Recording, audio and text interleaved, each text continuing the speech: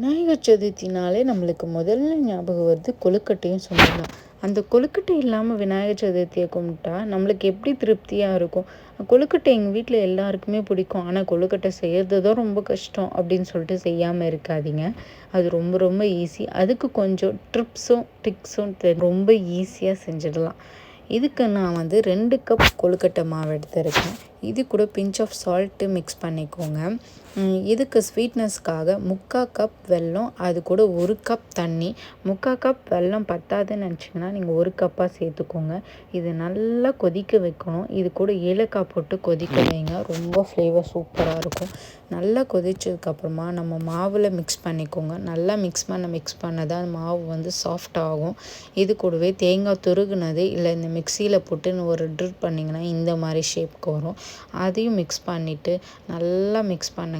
நல்லா மிக்ஸ் பண்ணும்போது கொஞ்சமாக கீயோ ஆயிலோ கையில் அப்ளை பண்ணிக்கோங்க.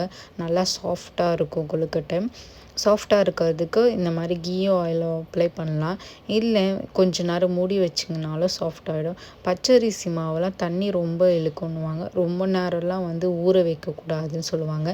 நம்ம வழக்கம் போல் கொழுக்கட்டை ஷேப்புக்கு நல்லா பிடிச்சிட்டு ஆவி கட்டி எடுத்தால் நம்ம கொழுக்கட்டை ரெடி ஆயிடுச்சு. இந்த விநாயகர் சதுர்த்திக்கு கொழுக்கட்டை இல்லாமல் படைக்காதீங்க. சூப்பராக ஈஸியாக கொழுக்கட்டை செய்யலாம் நீங்களும். பாய்.